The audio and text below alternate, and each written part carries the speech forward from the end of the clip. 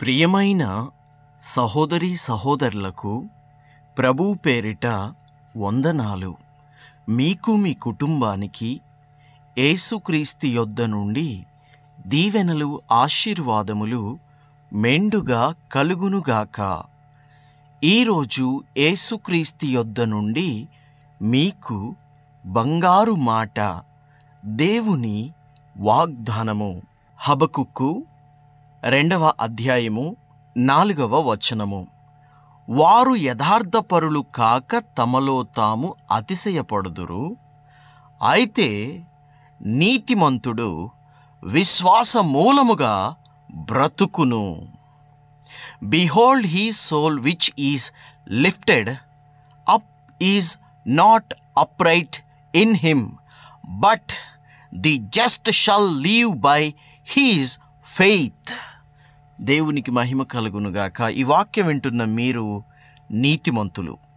ఎందుకంటే ఈ వాక్యం మీరు వింటున్నారంటే దేవుడి మీద మీకు విశ్వాసం ఉంటేనే ఈ వాక్యమును మీరు వినగలుగుతారు. లేని ఎడల ఈ వాక్యాన్ని మీరు వినలేరు, విన్నా కూడా సంతోషించలేరు. ఈ వాక్యాన్ని వింటూ మీరు దేవుడు నాతో ఏం మాట్లాడతాడు అని ఆశ కలిగి ఉన్నారు అంటే ఖచ్చితంగా మీరు నీతిమంతులే. దేవునికి మహిమ కలుగునుగాక. చాలామంది ఈ లోకంలో యథార్థత లేనటువంటి వారిగా ఉంటూ యథార్థత లేని కారణంగా వాళ్ళు అతిశయపడుతున్నారు. అవును, దొంగలు దొంగతనము చేసి అతిశయపడుతున్నారు, పాపులు పాపము చేసి అతిశయపడుతున్నారు, త్రాగుబోతులు తాగి అతిశయపడుతున్నారు, మోసగాళ్ళు మోసం చేసి సంపాదించి అతిశయపడుతున్నారు, యథార్థత లేనివారు మాయమాటలు చెప్పి ప్రజలను మోసం చేసి అదేదో గొప్ప విషయమైనట్లుగా ఏదో సాధించినట్లుగా వారిని వారు హెచ్చించుకుంటూ గర్వపడుతూ ఉంటారు.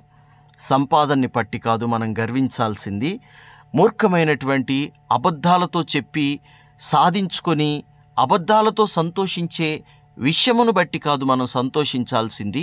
మనం మోసం చేసో దగా చేసో తాగుడుతనంతోనో తిరుగుడుతనంతోనో ఉండి తాగుబోతులుగా తిరుగుబోతులుగా పాపము చేసే పాపిష్టి వాళ్ళుగా ఉంటూ దాంట్లో కాదు మనం సంతోషించాల్సింది. మనము సంతోషించాల్సింది దేనిలో అంటే విశ్వాసము గలవాడను, నేను విశ్వాసము గలవాడను అని మనం సంతోషించాలి. అంతేకాదు, నీ బ్రతుకు విశ్వాసముతో ముడిపడి ఉండాలి.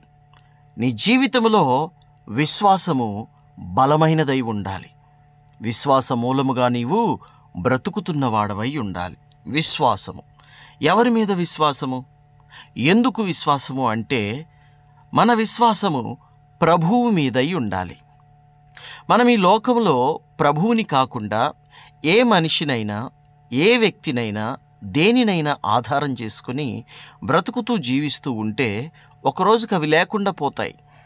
జ్ఞాపకం పెట్టుకోండి, బైబిల్లో రాయబడి ఉంది, ఏ శరీరినైనను ఏ వ్యక్తినైనను ఆధారము చేసుకొనవద్దని బైబిల్ వాక్యం సెలవిస్తోంది. ఎవరిని మనం ఆధారం చేసుకోవాలి? యేసుని ఆధారం చేసుకోవాలి. యేసుని ఆధారం చేసుకుంటే ఏం జరుగుతుంది?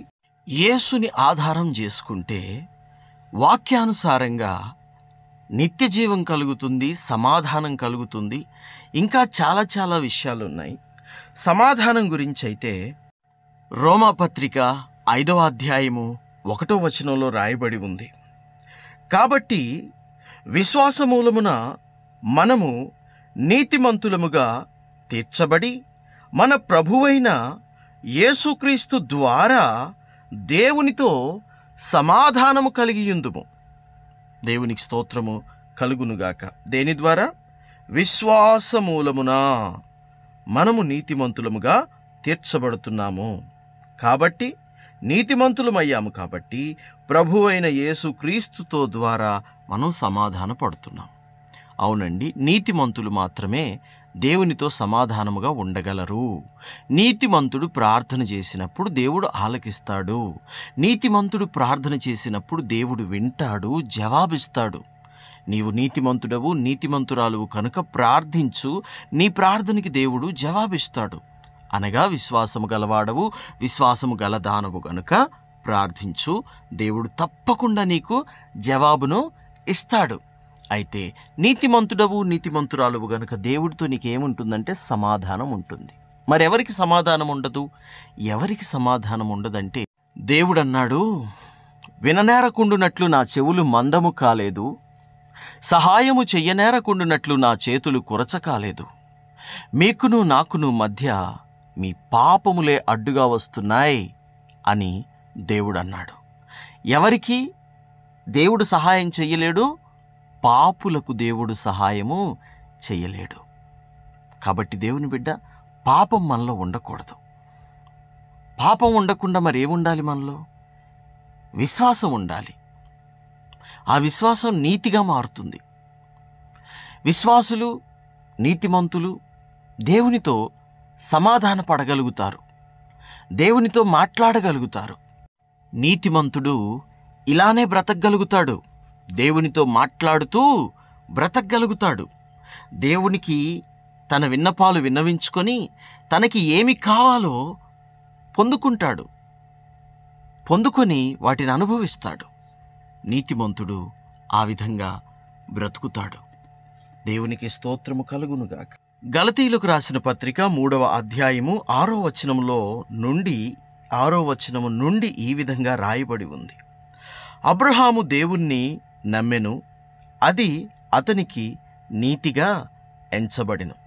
కాబట్టి విశ్వాస సంబంధులే అబ్రహాము కుమారులని మీరు తెలుసుకొనుడి.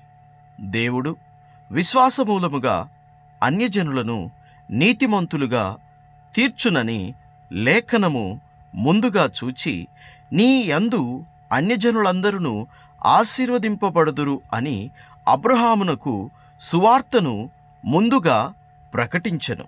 కాబట్టి విశ్వాస సంబంధులే విశ్వాసమూలముగా అబ్రహాముతో కూడా ఆశీర్వదింపబడుదురు. ధర్మశాస్త్రము విధించిన క్రియలకు సంబంధులందరూ శాపమునకు లోనయ్యున్నారు. ఎందుకనగా ధర్మశాస్త్ర గ్రంథమందు వ్రాయబడిన విధులన్నీయు చేయుటయందు నిలకడగా ఉండని ప్రతివాడును శాపగ్రస్తుడు అని వ్రాయబడి ఉన్నది.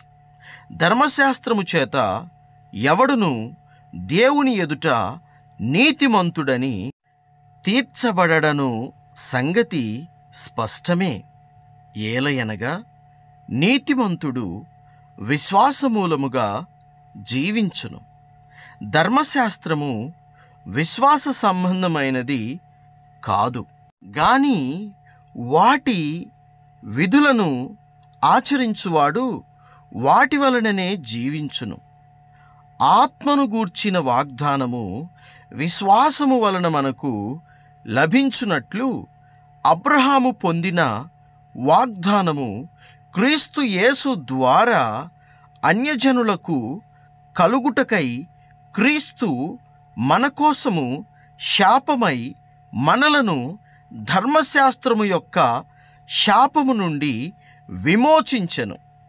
ఇందును గూర్చి మ్రాను మీద వ్రేలాడిన ప్రతి వాడును శాపగ్రస్తుడు అని వ్రాయబడి ఉన్నది. దేవునికి స్తోత్రము, దేవునికి మహిమ, ఘనత, ప్రభావములు కలుగునుగాక. ప్రభు అయిన యేసుక్రీస్తు అలాగున వేలాడాడు. ఎలాగున? శాపగ్రస్తునిలాగా వేలాడాడు. నిజానికి ఆ శాపం ఎవరిది? మనది. మన మీదున్న శాపము ఆయన మీద వేసుకుని ఆయన శాపగ్రస్తునిలాగా వేలాడాడు. ఇప్పుడు నీవు శాపగ్రస్తుడవు కాదు. ఈ విషయాన్ని నీవు నమ్మగలిగితే, యేసుని నీవు విశ్వసిస్తే నీవు శాపగ్రస్తుడవు కాదు, శాపగ్రస్తురాలువి కావు. నీవు పాపివి కావు, పాపాత్ముడవు కావు. పరిశుద్ధాత్మ ద్వారా నీవు నింపబడతావు. దేవుడు నిన్ను పరిశుద్ధాత్మతో నింపుతాడు. ఆయన నిన్ను రక్షిస్తాడు. నీవు నమ్మితే, విశ్వసిస్తే. నీతిమంతుడు ఎలాగును బ్రతుకుతాడట? విశ్వాసము మూలముగా బ్రతుకుతాడు. నువ్వు విశ్వసిస్తే నీతిమంతుడు అవుతావు. నీతిమంతులే పరలోక రాజ్యంలో చేరతారు. నమ్మిన వారు, విశ్వసించిన వారు ఈ ప్రార్థనలో ఏకీభవించండి. ప్రార్థన. తండ్రి మీకు వందనాలు, దేవా మీకు స్తుతులు స్తోత్రాలు. అయ్యా, ఈ వాక్యం విన్న ప్రతి బిడ్డని, వారి కుటుంబాన్ని మీ కృపలో జ్ఞాపకం చేసుకొని అవిశ్వాసము నుండి విడిపించి విశ్వాసములో నీ బిడ్డల్ని బలపరిచి స్థిరపరచండి. విశ్వాసులనుగా నీ బిడ్డల్ని చెయ్యండి తండ్రి. విశ్వాసులనుగా చేసి నీ బిడ్డల్ని బ్లెస్ చేసి ఆశీర్వదించండి. అయ్యా, నీతిమంతులముగా ఈ లోకంలో బ్రతకాలి, విశ్వాసులముగా ఈ లోకంలో బ్రతకాలి. ఏదైనా నువ్వు చేస్తావు అంతే. నీ రాకడలో మమ్మల్ని మధ్యాకాశానికి తీసుకెళ్తావు, పరలోక రాజ్యములో మమ్మల్ని ప్రవేశపెడతావు, నిత్య జీవం మాకిస్తావు. ఎందుకంటే 2000 సంవత్సరాల క్రితం ఇవన్నీ చేయటం కోసం, మా కోసం కలువరి సిలువలో మీరు మరణించారు తండ్రి. అందును బట్టి మీకే వేలాది కోట్లాది వందనాలు చెల్లిస్తూ, నీవు నా కోసం, మా కోసం శాపగ్రస్తుడివై మరణించావు, మా శాపమంతా కొట్టివేశావు, మమ్మల్ని నీతిమంతులుగా చేశావు. మీకు కృతజ్ఞతాస్తుతులు చెల్లిస్తూ యేసు నామములో ప్రార్థిస్తున్నాము తండ్రి. Amen, amen, amen.